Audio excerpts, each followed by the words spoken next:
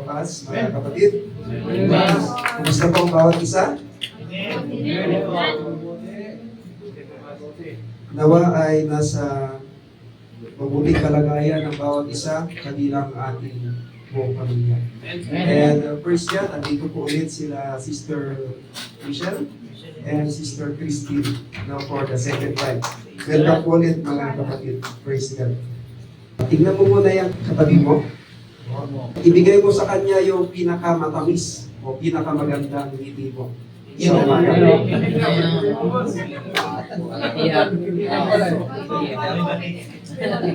nakangiti na yan? Okay. So, ang aking babahagi sa inyo ngayon mga kapatid is experiencing open and closed doors is a part of the Christian life. Experiencing open and closed doors is a part of the Christian life.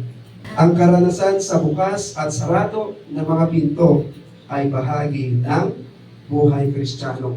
And ang ating main text sa mga sandaling ito, yun po yung binasa natin kanina sa pangunguna ni Brother Brian. Doon po sa Acts chapter 16 verses 4 to 40. Ano po? Ang Acts po sa Tagalog is mga gawa. Okay? Paano mo malalaman kung tama o mali ang lumipat sa isang trabaho?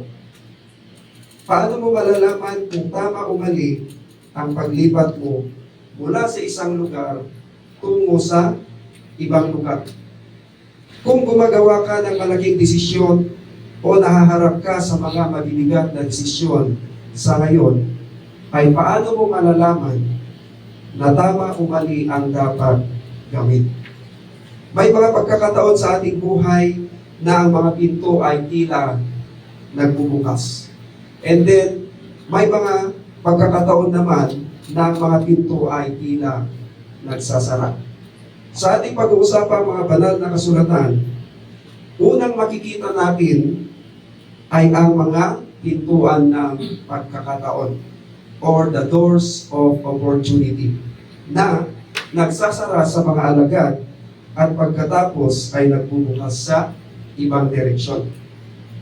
Ano-ano kaya ang mga ilang biblical principles o mga katotohanan mula sa mga talatang ito upang mai-apply natin sa ating buhay? Okay, unang bahagi natin mga kapatid is experiencing open and closed doors is a part of the Christian life. Ano ulit sa Tagalog? Ang karanasan sa bukas at sarado ng mga pinto ay bahagi ng buhay Kristiyano. Tingnan natin ang isa sa mga mission journey nila Apostol Pablo dahil sila ay mga missionary. Balikan natin yung ating mga talata sa Acts chapter 16 verses 6 to 7. Sabi dito, sapagkat binawalan sila ng Espiritu Santo na mangaral sa lalawigan ng Asya. Naglakbay sina Pablo sa lupain ng Phrygia at Galatia. Pagdating sa hangganan ng Mysia, nais nilang pumasok sa Bithynia, subalit hindi sila pinahintulutan ng Espiritu ni Jesus. Sinubukan ng mga apostol na pumasok sa Asya. Ngunit binawalan sila ng Holy Spirit. And then, nag-change sila ng direksyon at sinubukan naman nilang pumasok sa Bithynia. At muli silang hinarangan ng Espiritu ng Panginoong Jesus. Ano makikita natin dito mga kapatid? Parang ang lahat ng mga pintuan ay sarado para sa kanila. Dahil hinarangan sila ng Diyos sa pagpunta sa mga lugar na yon.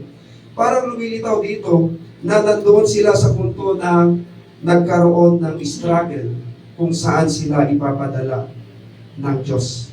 Dahil lahat ng pupuntahan nila ay hinaharangan sila ng Diyos. Kaya hindi sila tumuloy. Hindi nila ipinagpilitang tumuloy sa mga lugar na yon ng mga panahon yun. Ngayon, isang gabi ay nagkaroon si Apostol Pablo ng isang pagitain. Binasa natin kanina. Ano yung pangitain sa Ingles? Vision. Upang pumunta sa Macedonia. Tingnan natin sa Acts chapter 16 verse 9. Sabi dito, kinagabihan, nagkaroon si Pablo ng isang pagitain. Isang lalaking taga Macedonia ang nakatayo at nakikiusap sa kanya, pumarito kayo sa Macedonia at tulungan ninyo kami. Ano yung pagitain o vision ni Apostol Pablo na ipinakita sa kanya ng Diyos sa panaginip? Ano yun? May isang lalaking taga Macedonia na pinapapunta sila Apostol Pablo sa Macedonia at humihingi ng tulong. Ngayon, pagkatapos ng pangitain iyon, anong reaksyon nila Apostol Pablo? Tingnan natin sa Acts chapter 16 verse 10, yung sumunod na talata. Pagkatapos ng pangitain ito, gumayak agad kami, sapagkat natiyak namin kami tinatawag ng Diyos upang ipangaral sa Macedonia ang magandang balita. Kaya, ang pangalawang bahagi natin is, when does God choose, open a door? Inuulit ko, when does God choose to open a door? Kailan pinili ng Diyos na magbukas ng pinto? Pagkatapos ng pangitain ni Apostol Pablo, ay ano agad ang kanilang reaction? O ano agad ang kanilang response? Sila ay pumayag agad. Pansinin natin yung salitang agad, o sa Ingles ay immediately. Inisip agad nila Apostol Pablo na ito ay isang opportunity na binuksan ng Diyos ang isang pinto para sa mga Macedonia na nangangailangan ng mabuting balita or the good news. This is the gospel of Christ. Ano nga ulit yung good news, mga kapatid? Amen. At bakit ito naging good news? Sa lahat ng tao? Kasi nagkaroon na ng salvation ang tao through the Lord Jesus Christ. At excited na sila Apostol Pablo na ipamalita ito sa mga taga-Macedonia. Okay, number 1 natin dito sa pangalawang bahagi natin, na when does God choose to open a door? Number 1, God will open a door when you are willing to obey His call. Magbubukas ang Diyos ng pinto kapag handa kang sumunod sa Kanyang tawag. Naniniwala ba tayo na kung bakit tayo nandito ngayon, tinawag tayo ng Lord? Amen. Praise the Lord. Tulad ng ginawa nila Apostol Pablo, gumayak agad sila at pumunta sa Macedonia nang walang pag-aalinlangan. Kung bakit minsan nagsasara ang mga pinto dahil sa pag-aalinlangan. Sometimes, doors close because we hesitate. Kaya, nais kong bigyang diin yung salitang agad or immediately doon sa verse 10. Minsan, ang mga instructions ng Diyos sa iyo ay mayroon kang pag-aalinlangan. Diyan, nagkakaproblema o nagkakasablay. Okay, mga halimbawa, tulad ng paglipat sa isang lugar. Pagbitaw sa isang sitwasyon, mag-change ng direction, gawin ng isang bagay at iba pa. Subalit, mayroon kang pag-aalinlangan o hesitation. Mayroon kang takot o fear. Mayroon kang mga dahilan. At mayroon kang mga what ifs. What if ganito? What if ganyan? What if hindi mag-work out, Lord? Hindi ka sigurado kung ito ay instruction ng Diyos sa iyo. Kung ito ay galing sa Diyos. Tandaan natin mga kapatid, ang Diyos ay nangungusap sa tao maaaring sa dreams and vision. Katulad kay Apostol Pablo. Maaring sa mga mensahe or preaching at maaring sa kanyang mga banal na salita. Saan natin matatagpuan? Sa Bible. Ang problema, kung tamad tayong pagbasa ng Bible. At mas masipag tayong magbasa ng Facebook. Praise the Lord. Nangungusap na pala sa iyo ang Diyos, at dahil sa hindi ka sigurado, ikaw tuloy ay naghihintay. Kaya may mga pagkakataon na ang pagkaantala sa pagkilos ay hindi pagsunod, kundi isang kawalan ng pananampalataya. Sometimes we are not sure that we heard God, so we wait. There are times when delaying to act is not obedience, but rather a lack of faith.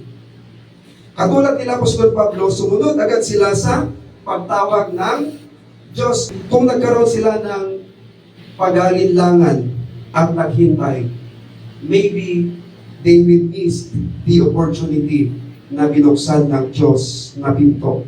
At maghihintay na naman sila kung kailan ito bubuksan ng Diyos.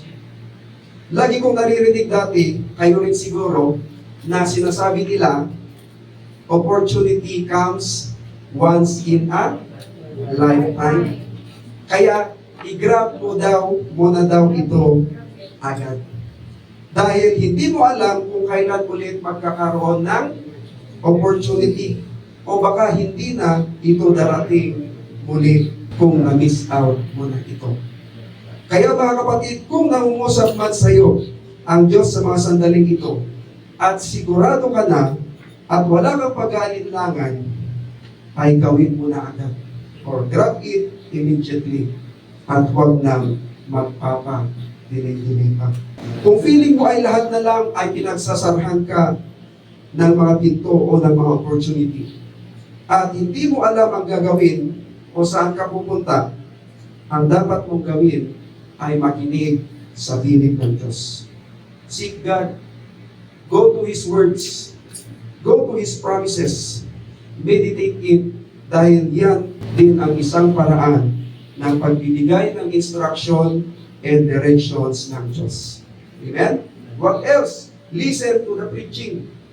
Dahil ang mga pastors, nasa Kanya ay mouthpiece sila ng Diyos. Baka mayroong salita o messages na para sa iyo. Pulutin mo ito, paniwalaan mo, at gawin mo ito agad. Amen? Praise God. Okay, number 2, dito sa ating pangalawang bahagi, na when does God choose to open a door? Number 2, God will open a door for us when we will allow Him to challenge our plans for our life. Hindi tayo yung magcha-challenge sa plano ng Diyos. Okay? Magbubukas ang Diyos ng pinto para sa atin kapag hinayaan natin siya na hamunin ang ating mga plano para sa ating buhay. Katulad nila Apostol Pablo, plano nilang pumunta sa Asia at Bithynia.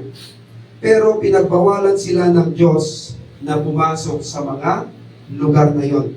At pinagbuksan sila ng Diyos ng pinto patungo sa Macedonia na wala sa kanilang plano. Ang ginawa nila Pablo ay sinunod agad nila ang pagtawag ng Diyos sa kanila sa Macedonia na siyang plano ng Diyos na puntahan nila. Ganun ba tayo mga kapatid? Mas pinagpipilitan ba natin ang ating gusto kaysa sa nais at plano ng Diyos sa ating buhay? Kaya minsan napapahamak o nabibigo ang isang tao dahil kung anong gusto lang niya at sarili lang niyang plano ang mas ini-insist niya o pinagpipilitan niya kaysa sa nais at plano ng Diyos na mas nakakabuti sa tao. Kaya mas maging sensitive o mas maging open tayo sa leading ng Holy Spirit upang makita natin ang mga opportunities or open doors na bubuksan ng Diyos para sa ating buhay. Amen? In Romans chapter 8 verse 14 it says, "For those who are led by the Spirit of God are the children of God." Ang mga anak ng Diyos ang mayroong Holy Spirit, and they don't move or act by themselves alone. Ang ginagawa kasi ng Holy Spirit sa buhay ng isang anak ng Diyos is reveals God's thoughts, teaches, helps and guides believers into all truth. Kung ano man ang mga plans mo ngayon, isang guni o i-present mo ito sa Diyos. Sabihin mo sa Kanya, Father, these are my plans, but I'm willing na sumunod sa kung anumang plans and desires mo sa aking buhay. At iyon ang ating mga susundin. Kung sasabihin niya sa iyo na ituloy mo lang yan, ay gawin mo. Pero kung mayroon siyang other opportunity na pagbubuksan para sa iyo, ay yun ang susundin mo. Amen? Hindi yung, basta, ito na ang plano ko. Ang tagal nang inantay ko sa plano kong ito. Nagsunog ako ng kilay sa plano kong ito. Kung sasablay man, then saka na lang ako susunod sa plano mo, Lord. Ganun ba tayo, mga kapatid? Don't miss those open doors or great opportunities that God opened in your life. Amen? Baka sabihin natin, ba't hindi ko naman maramdaman yung presence ng Holy Spirit? Kung ikaw ay anak ng Diyos, sabi ng ating binasa kanina, ano yung sinabi doon? Sabi doon, for those who are led by the Spirit of God are the children of God. Amen? Posibleng hindi mo maramdaman yan, mga kapatid. Yun nga ang taong may sama ng loob sa'yo. Ramdam na ramdam mo eh. Di ba? Sino sa atin ang plano niyang pumunta dito sa KSA noon? Siguro wala sa ating plano o wala sa ating isipan ang pumunta dito sa KSA. Siguro mas dream natin pumunta sa US or Western countries. Tama? Pero bakit kaya hindi tayo pinadala ng Diyos sa mga lugar na yon? Bakit kaya, mga kapatid? Dahil dito mo pala makikilala ang Diyos at dito ka pala niya gagamitin. Amen? Of course, ang iba, dito na rin nila nakilala ang kanilang ng mga asawa. Amen? Amen? Ang tanong, sariling plano mo ba yan? Hindi. Plano yan ng Diyos para sa iyo. Amen? Praise God. Okay, number 3, dito sa ating pangalawang bahagi, when does God choose to open a door? Number 3, God opens doors when we are willing to listen to Him. Binubuksan ng Diyos ang mga pintuan kapag handa tayong makinig sa Kanya. Balikan natin sa Acts chapter 16 verses 13 to 14. Ganito ang pagkakasabi. At ng araw ng pamamahinga, lumabas kami sa lungsod at nagpunta sa tabing ilog. Sa pag-aakalang doon ay may pinagtitipunan ang mga Hudyo upang manalangin. Naupo kami at nakipag-usap sa mga babaeng nagkakatipon doon. Kabilang dito ang isang sumasamba sa Diyos na nagngangalang Lydia na taga Thyatira. Siya ay isang negosyante na nagtitinda ng mamahaling telang kulay ube. Binuksan ng Panginoon ang kanyang isip at kanyang pinaniwalaan ang ipinangaral ni Pablo. Nagpabautismo siya at ang kanyang buong pamilya. Pagkatapos sinabi niya, kung itinuturing po ninyo akong tunay na lingkod ng Panginoon, doon na kayo tumuloy sa amin. At tinanggap naman namin ang kanyang paanyaya. Sa parting ito, mga kapatid, ay nasa Macedonia na sila, Apostol Pablo. Doon sa unang syudad na tinatawag na Philippi o Filipos sa Tagalog. Okay? Macedonia is a ancient Greek city. So, part siya ng Europe. Nang pumunta sila Apostol Pablo sa tabing ilog, sa labas na ito ng syudad ng Filipos, sa pag-aakalang may mga Hudyo doon na nagkakatipon upang manalangin, ay doon nila nakilala sino? Si Lydia, na isang taga-Thyatira, Greek, na isang businesswoman of expensive purple cloth, at lumipat na siya sa Filipos sa Macedonia. Binabanggit na si Lydia ay isang worshiper of God doon sa verse 14. Isa na siyang worshiper of God, ano po. Pero, bakit na-convert pa siya ni Apostol Pablo sa pagiging Kristiyano? Okay, tignan natin yung background ni Lydia muna. Sa kanyang Greek background, ay maraming pinaniniwala ang Diyos ang mga Greek. They are polytheists, hindi monotheists. Okay? Polytheists, the belief in many gods.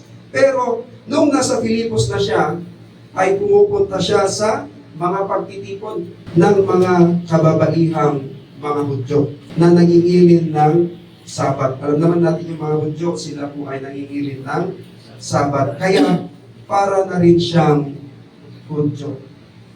Pagmasdan mabuti mga kapatid, kung paano binuksan ng Panginoon ang puso ni Lydia to respond positively to the message of the gospel na ipinahayag ni Apostol Pablo. Sa katunayan, nagpabautismo pa siya kabilang ang kanyang buong pamilya. Una ay nakinig sila Pablo sa pagtawag ng Diyos sa kanila na pumunta sa Macedonia at wala silang pag-aalinlangan. Pangalawa, bilang resulta ng willingness ni Lydia na makinig sa gospel, siya ay naligtas at pagkatapos noon ay inanyayahan niya si Apostol Pablo at ang kanyang mga kasamahan na manatili sa kanila. Sino yung mga teamwork ni Apostol Pablo dito? Sila Timoteo, Silas, at si Luke. Si Luke kasi yung tagasulat niya. Okay? Ngayon, ang ganda ng pagkakasabi ni Lydia. Di ba? Sabi niya, kung itinuturing po ninyo akong tunay na lingkod ng Panginoon, doon na kayo tumuloy sa amin. Mababasa natin yan sa verse 14. Kaya doon sa bahay mismo ni Lydia, ang unang nagkaroon ng fellowship at nakapag-establish sila ng simbahan doon. Yan yung nababasa nating Philippians Church o Iglesia ng Filipos. Hindi lang binuksan ni Lydia ang kanyang puso, kundi kabilang na binuksan niya ang kanyang bahay para sa gawain ng Diyos. Praise God. Napansin natin, dahil nakinig sila Apostol Pablo sa pagtawag ng Diyos at inaksyonan agad nila ito, hindi na sila nagpa-delay pa, ay may mga tao palang handang makinig at handa nang tanggapin ang mabuting balita ni Kristo. Amen? A lot of times, hindi natin alam kung bukas ang isang pinto dahil hindi tayo handang makinig o walang willingness na makinig. Pagkatapos ng pagdalo sa simbahan, balik na naman sa dati o nananatili pa rin sa mga gawain hindi maganda. Walang breakthrough o nananatili pa rin sa mga addictions dahil hindi tayo nakikinig sa banal na Espiritu upang makita kung binuksan niya ang ating mga puso tungkol sa isang bagay or great opportunities or great changes. Praise God. Number 4 dito sa ating pangalawang bahagi. Hanggang number 6 lang naman tayo mga kapatid. Number 4, well, does God choose to open a door? Can you read number 4?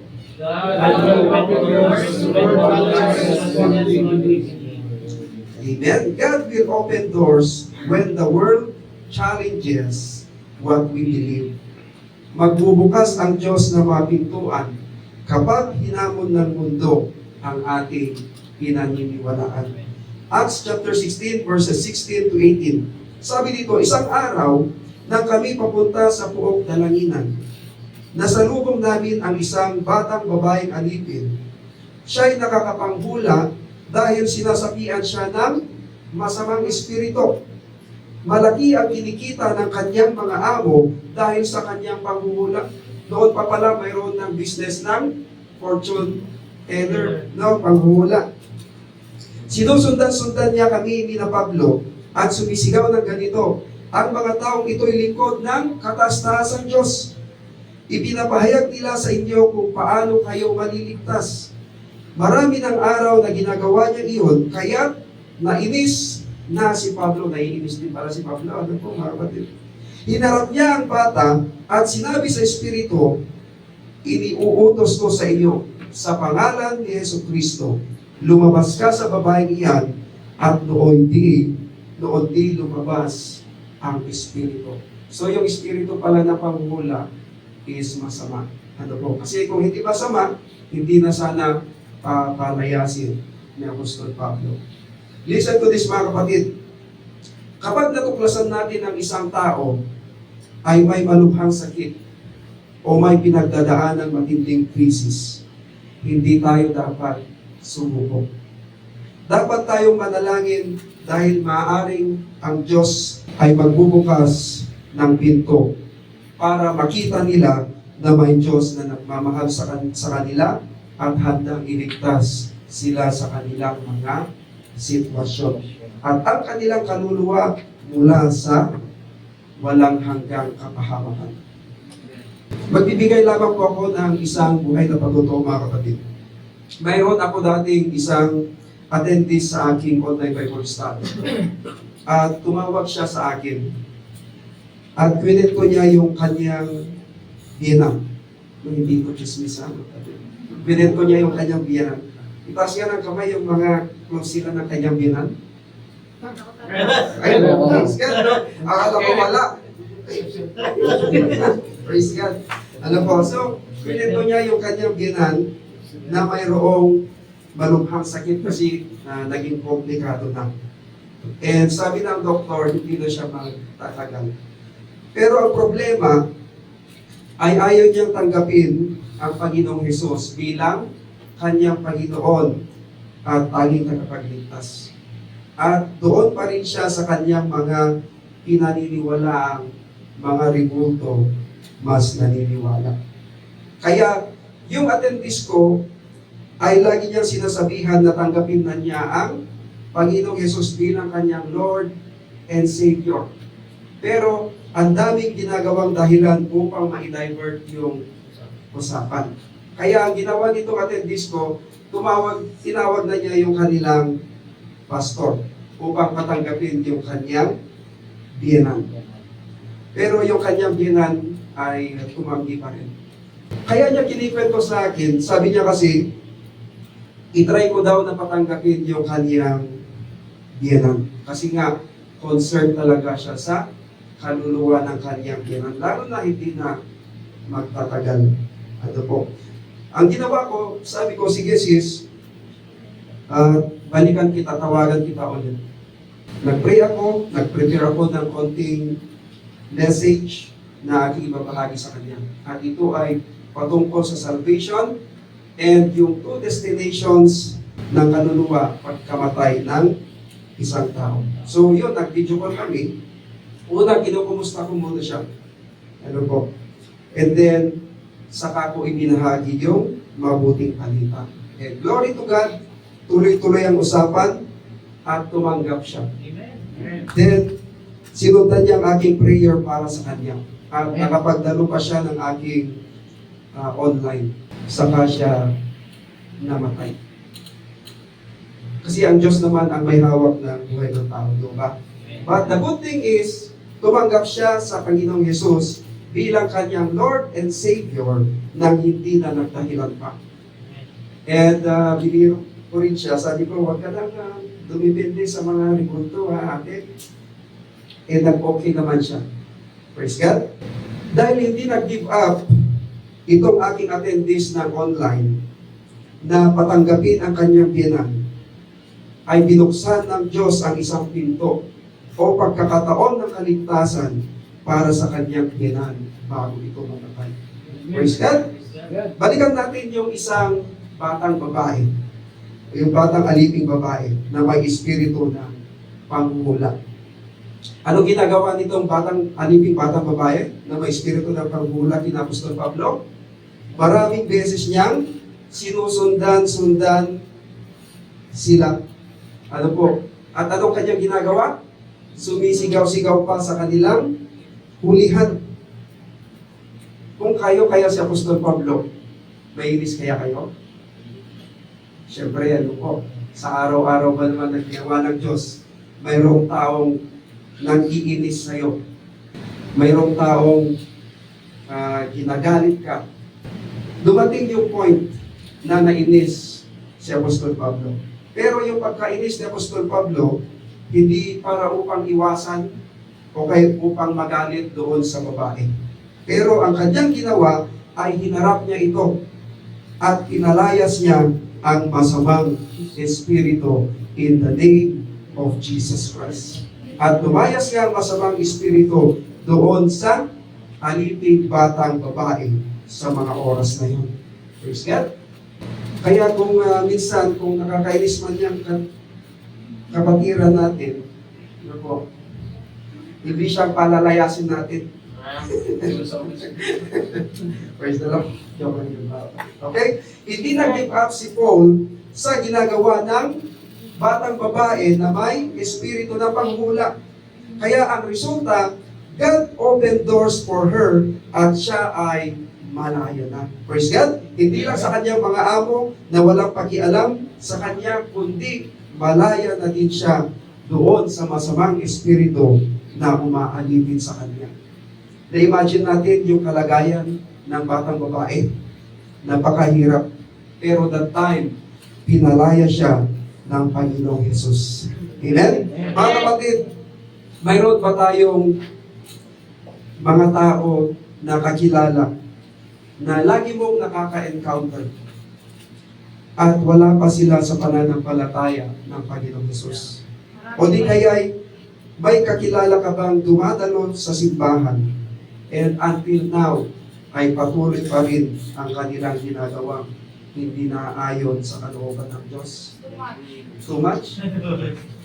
Ang dapat natin gawin, mga kapatid, pray for them, share Jesus to them, don't give up na paalalahanan sila ng Word of God. Huwag natin silang kakagalitan. Amen? Ang Diyos na bahalang magbukas ng pinto para sa kanila.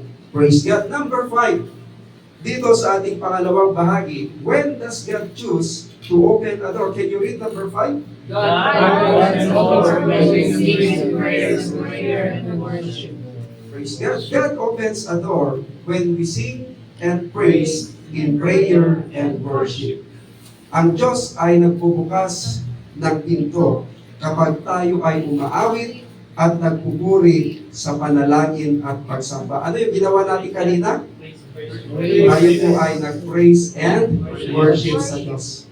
Amen? Lagi natin tandaan, kung tayo po ay nagpupuri sa ating Panginoon, isa lamang po ang ating audience. Ito po, wala iba kung yung ating pinupuri ang Diyos. Amen? Ngayon, sa Acts chapter 16 verses 23 to 28, i-flash na lang po sa screen. Hindi ko na po babasahin kasi napakahaba. Nang si Apostol Pablo kasama niya si Silas ay inakusahan at pinaratangan sila dahil sa pagpapalayas ng masamang espiritu doon sa aliping batang babae. Ano pa yung ginawa nila, kina Apostol Pablo at Silas? Binugbog sila ng paulit-ulit. Ano pa? Kinubaran sa publiko. Inilagay sa kaloob-looban ng kulungan at iginapos ang kanilang mga paa. Talagang wala silang kawala. Pero ang kanilang ginawa, imbes na magalit o magtampo sa Diyos, dahil gumawa lang naman sila ng kabutihan sa pangalan ng Panginoong Hesus, at ganyan na ang nangyari sa kanila, ano yung kanilang ginawa? Ang kanilang ginawa ng maghahating gabi na ay nanalangin at umawit ng himno sa Diyos. Ano kaya yung hinawit nila? Ano po? Kay Booth. Amen? No. Kapag nahaharap tayo sa mga sitwasyon sa buhay, maaari nating awitin yung kay buti-buti mo. At saka yung kinanta ni Kuya Del kanina, yung walang imposible sa ating Diyos. Amen? Sa mga oras na yan, hating gabi, masarap. Masarap magpahinga. At isa pa, bugbog sarado sila, Apostol Pablo. Ngunit ang kanilang ginawa, ano yung kanilang ginawa? In spite sa kanilang kalagayan, ay nananalangin at nagpupuri pa rin sila sa Diyos. Praise God. Kaya, ano ang naging resulta mga kapatid? From Acts chapter 16 verse 26, sabi dito, walang ano-ano'y lumindol ng malakas at niyanig pati ang mga pundasyon ng bilangguan. Biglang nabuksan ang mga pinto at nakalag ang mga tanikala ng lahat ng bilanggo. Sa kabila ng kalagayan nila Apostol Pablo, ay nagagawa pa rin nilang manalangin at magpuri sa Diyos. Kaya ang ibang mga bilanggo ay binuksan ng Diyos ang isang pinto para makita nila ang kapangyarihan ng Diyos at totoo ang Diyos nila Apostol Pablo na pinaglilingkuran. Amen? Unang-una, ano yung kanilang nakita? Nakita nilang nakalag yung mga gapos nila Apostol Pablo at kabilang din sila.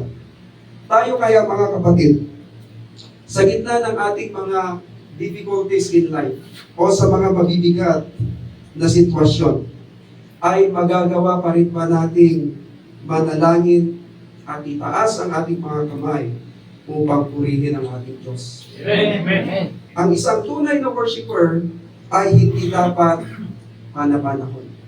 Ano ibig sabihin? In good times or in bad times, ay dapat nananalangin at nagpupuri pa rin sa Diyos ang isang tunay na worshiper. Amen? Dahil alam nyo, maraming mga taong nakapalibot at nakatingin sa atin bilang mga Kristiyano. Kaya ipakita pa rin natin ang pagiging isang tunay na worshiper ng Diyos. Una, makita muna nilang may pagbabago sa atin. Ano po? Yan po ang tinatawag na buhay na patotoo. Amen? Katulad ng nakita ng ibang mga bilanggo kina Apostol Pablo na nakalag yung gapos nila. Mahirap kasing magpatotoo mga kapatid kung ikaw ay nakagapos pa rin sa kasalanan. Praise the Lord! Upang sa ganon ay pagbubuksan sila ng Diyos ng pinto upang makita nila ang kanyang kapangyarihan at upang makilala nila na totoo ang ating Diyos na pinaglilingkuran. Amen? At higit sa lahat mga kapatid, makalaya din sila sa pagkaalipin ng kasalanan sa pamamagitan ng pagsampalataya nila sa ating Panginoong Jesucristo. Amen?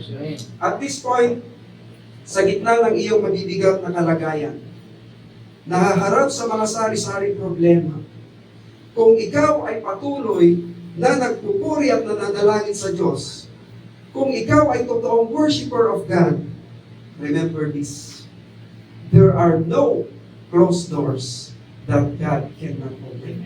Amen? Praise God! Okay, panghuli natin mga kapatid sa ating pangalawang bahagi, when does God choose to open a door? Number 6, God opened doors for those who seek what is right. Binubuksan ng Diyos ang mga pintuan para sa mga naghahanap ng tama. Acts chapter 16 verses 29 to 40. Hindi ko na rin po babasahin kasi napakahaba mga kapatid. Binasa naman natin kanina. At dadaanan naman natin yung mga verses. Nang nakalag ang nakagapos sa kanila at nabuksan ang mga pintuan ng bilangguan, nagising ang gwardya at nakita niyang nakabukas ang mga pintuan. Kaya sa kanyang takot ay magpapakamatay na sana siya. Kasi akala niya gagantihan o papatayin siya ng mga bilanggo.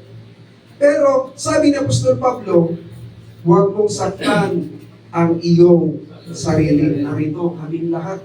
Sabi yan sa Acts chapter 16 verse 28.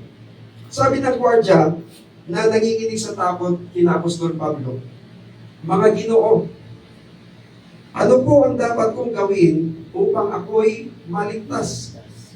At ano ang sagot ni Apostol Pablo? Tignan natin sa Acts chapter 16, verse 31. Sabi dito, sumampalataya ka sa Panginoong Jesus at maliligtas ka, ikaw at ang iyong sambahayan. Praise the Lord. The good thing is, tinanong lang ng gwardiya kung ano ang dapat niyang gawin upang siya ay maligtas. Maligtas saan? Na huwag siyang papatayin ng mga ibang bilanggo.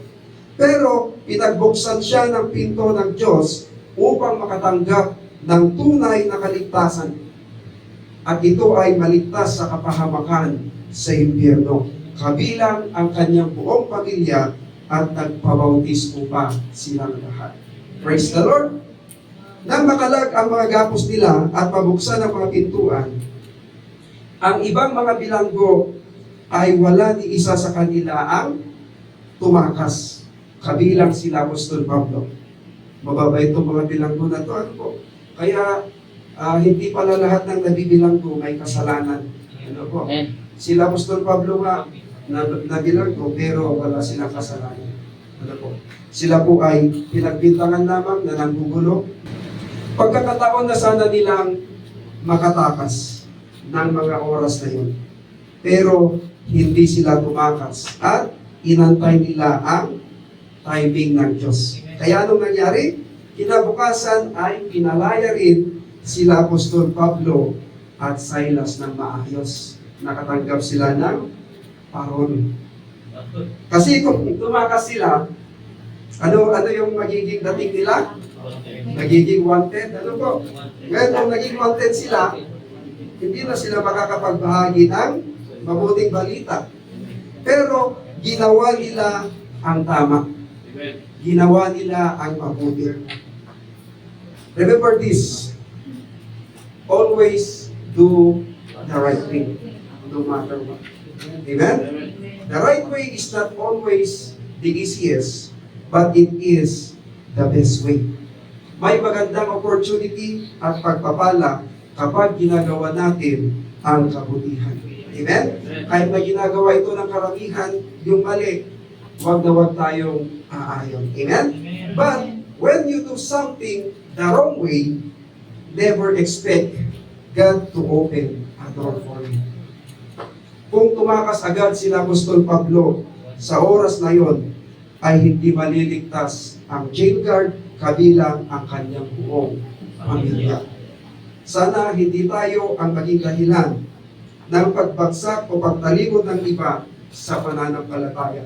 Kundi tayo ang maging dahilan upang manumbalik ang iba sa Diyos. Amen? Lalo-lalo na ang ating buong pamilya. Sa ating pagtatapos, mga kapatid, when God closes one door of opportunity, another opens. Kapag isinara ng Diyos ang isang pinto ng pagkakataon, pagbubuksan kanya ng isang pinto.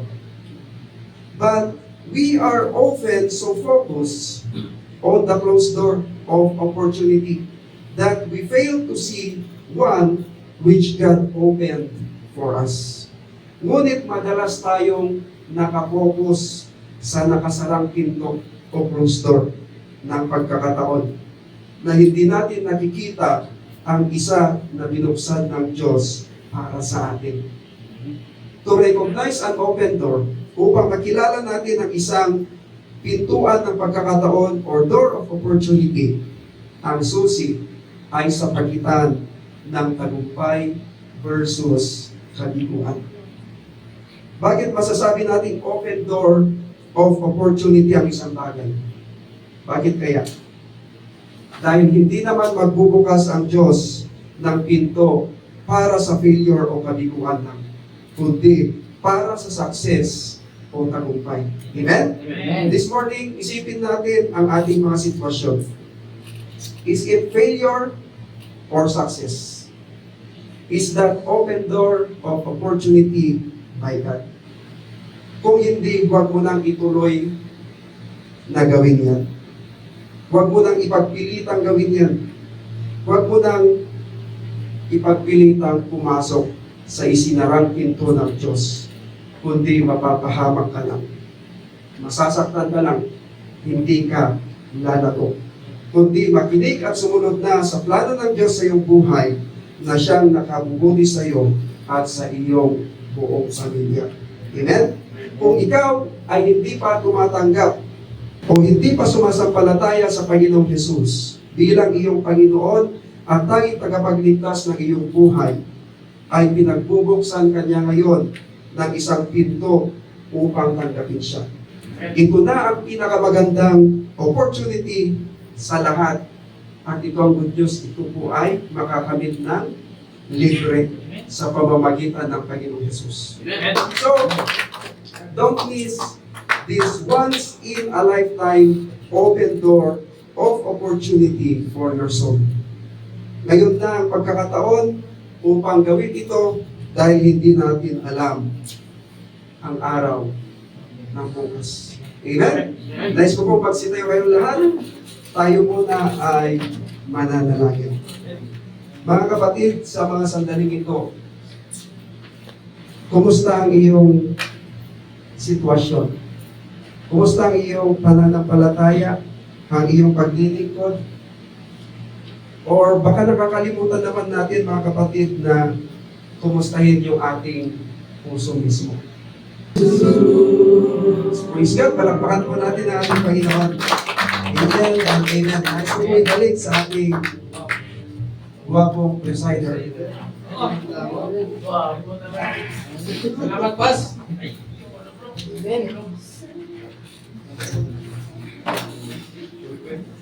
Ayan. Please po ba tayo mga kapatid sa salita na binahagi ng ating pastor? Amen. Ano po, yun nga, pagbuksan tayo ng Panginoon ng bibigyan tayo ng Panginoon na pagbuksan tayo sa kanyang kaharian, i-grab na po natin yung opportunity na yun dahil ang Panginoon po ay napakabuti po sa atin. Yan po mga kapatid, salamat pa sa binahagi mo pong salita ng Panginoon. Narinig naman po kami upang amin din po may share ito sa aming mga kapatid, mga kamag-anak po at mga kaibigan.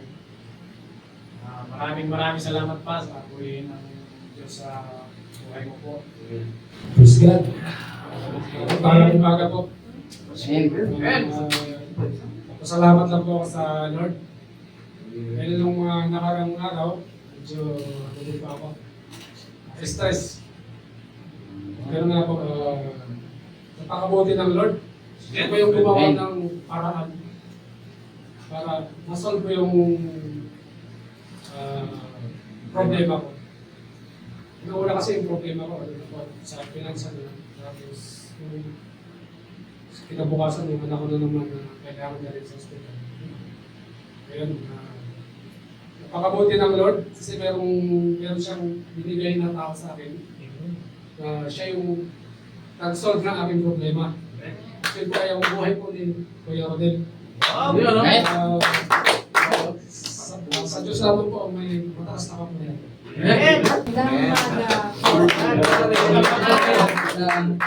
Yung mga nagdaang 2 linggo, pinagpapasensya ko talaga. Kasi kahit anong gusto ko pumunta, hindi, wala sa oras eh.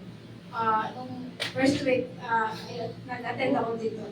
Ikalawang Biyernes, mga after 2 days, sobrang na yung pananakit ng tiyan ko. So, sinabi ko kay boss na kailangan ko magpa-check. Nung gabi, iniisip ko. Then kagabi, nag-message na naman siya. Sabi na, Christine, you have appointment in the hospital.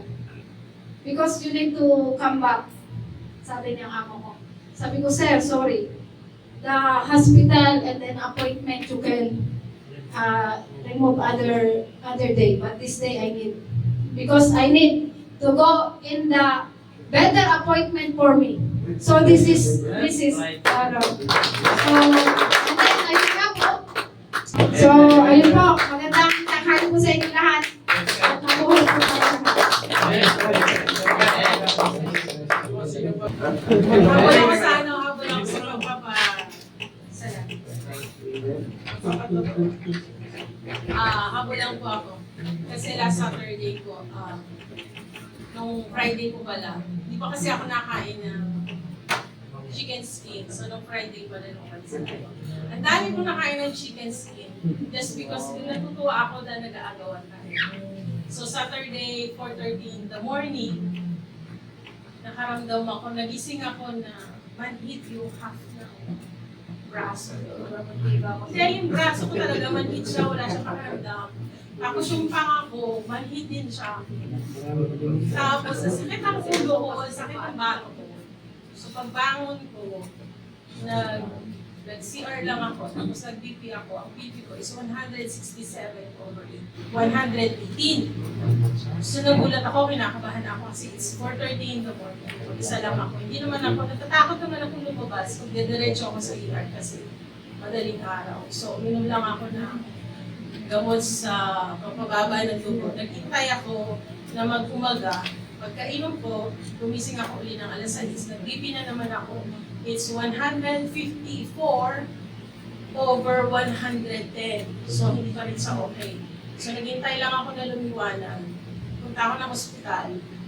Nagpunta ako sa cardiologist ko. Nagkataon, nakabakasyon siya for 2 weeks. So, nagpunta ako sa ibang doktor. Nung biniki naman ako, is 130/90. Nung Indian na nurse, kasi hindi niya makuha. Sabi ko, sigurado ka? Sabi niya, yes, sir. Sigurado ka ba? Sabi ko gano'n sa nurse, sabi niya, yes, sister. Tapos yung doktor, ang ginawa niya sa akin, sabi niya, sige, ECG kita at i-x-ray ko yung neck mo. Hindi ko makuha yung logic. Bakit i-x-ray yung neck ko? It's automatic naman. Pag mataas ang BP mo, masakit yung batok mo, di ba? Tapos sabi niya, ECG kita. Tapos sabi ko sa kanya, Dok, pwede bang i-request mo na lang din ako ng lab test? Sabi niya, sige. Sabi ko, ilipid profile mo na lang. Sabi ko, since naka-fasting ako, cholesterol, triglycerides, uric acid, CBC, para at least alam ko. Tapos nung lumabas yung mga blood test, ang taas niya. Yung cholesterol ko, nasa 300 plus. Kasalanan po nung Yung uric acid ko, nasa 300 plus din siya. Almost 300. Tapos yung sugar ko, borderline siya. Sabi ko sa kanya, sobrang taas niya talaga first time yun. Tapos nung binibili uli ako ng doktor, 160/100. Ayaw niya akong bigyan ng sick leave noon. Nung nalaman niya na mataas, tapos sinabi ko sa kanya, siguro naman ngayon, bibigyan mo na ako ng sick leave. Sabi niya, yes sister, I will give you a sick leave. Kasi syempre, malaki din yung nagastos ko kasi nga kahit sa insurance, less than 300 din sila sa dami. Pero ngayon, binigyan niya ako ng gamot sa pagpababa ng BP. So ngayon, minomonitor ko siya. Ang problema ko naman ngayon, masyado yatang bumaba. 100/82. Na medyo nahihilo naman ako ngayon. Medyo naman nahihilo ako. Wala pa naman yata yung baba. Kaya iniintay ko lang yung cardiologist ko para at least tanggalin niya yung gamot na iniinom ko sa pag-blood pressure. In God's grace po, okay na po ako. Amen. Maraming salamat.